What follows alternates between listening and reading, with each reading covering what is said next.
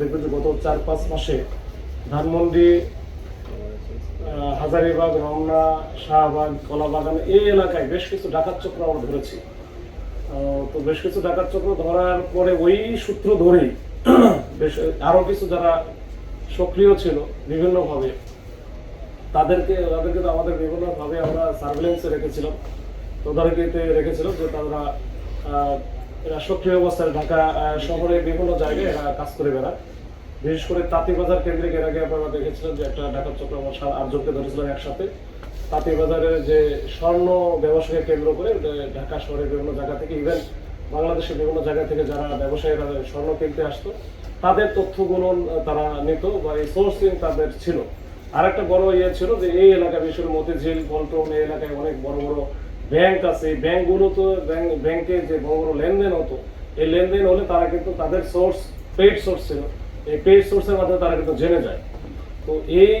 ঘটনার প্রেক্ষিতে তারা অনেকগুলো ঘটনা ঘটায় এবং আমরা বেশ কিছু প্রায় গত 4-5 মাসে প্রায় 70-এর উপরে সক্রিয় ডাকাত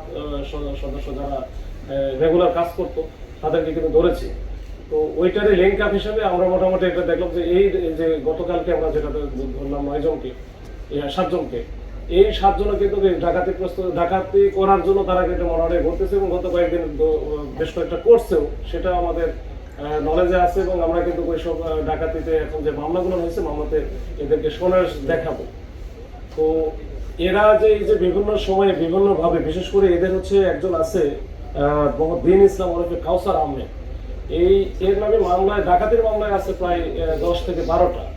শুধুমাত্র ডাকাতি মামলা। এবং তার ওইখানে ডাকাতি করার জন্য মানে পুলিশ পরিচয় বা ডিবি আইন শৃঙ্খলা বাহিনীর সদস্য পরিচয়ে ডাকাতি করার জন্য যা যা লাগে, আমরা যেমন একটা ফুল প্যাকেজ, যখন আমরা একটা অপারেশনে যাই তখন আমাদের একটা গাড়ি থাকে, সিভিল গাড়ি, মাইক্রো থাকে, সাথে দেখা গেলো যে হ্যান্ডকাপ থাকে, ওয়াকি টকি থাকে, ওয়াকি টকি সেট থাকে, তারপরে পিস্তল থাকে, পুলিশের হচ্ছে আমার যে এই যে জ্যাকেট পরা, যেটা যে ডিবির যেমন আমাদের জ্যাকেট আছে, জ্যাকেটগুলো থাকে, তারপরে আইডি কার্ড, এরা সব কিন্তু তাদের কাছে আছে এবং একেবারে প্যাকেজ। এবং যেটা সবার সামনে দেখা গেলো যে আপনারা একটা জনবহুল একটা জায়গায় তার যে টার্গেট ছিল, তার টার্গেট যখন চলে আসে বা তার টার্গেটকে পায়, তখন কিন্তু ওই যে ডিবির জ্যাকেট ট্যাকেট পরে যখন পিস্তল সহ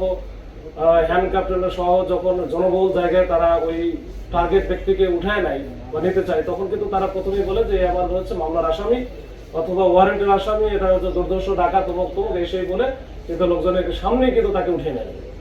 তো সাধারণ লোকজন মনে করে যে এটা তো পুলিশের বা আইন শৃঙ্খলা বাহিনীর সদস্য বা র্যাবের পরিচয় দেয়। তো এই ক্ষেত্রে কিন্তু আসলে কেউ কিছু বলেও না, করারও কিছু নাই, তো সুন্দর করে নিয়ে যায়। এই নিয়ে যাওয়ার পরে তার কাছে যা থাকে এটা তো নাই। অনেক সময় দেখা গেলো যে তাদের ব্যাংকের যে অ্যাকাউন্ট গুলো আছে ওটা বিকাশের মাধ্যমে, অ্যাকাউন্ট থেকে ওই যে এটিএম কার্ডের মাধ্যমে তারা কিন্তু তাদের কাছ থেকে সর্বস্ব নিয়ে তারপরে নিজ স্থানে বা একটু দূরে কোথাও, বিশেষ করে যে কাশপুর ব্রিজ এলাকায় বা ওই 300 ফিটের এলাকায়, এসব জায়গায় বেশি, আর ওইসব জায়গায় একটু নিরিবিলি থাকে, ওইসব জায়গায় ফেলে দিয়ে চলে যায়।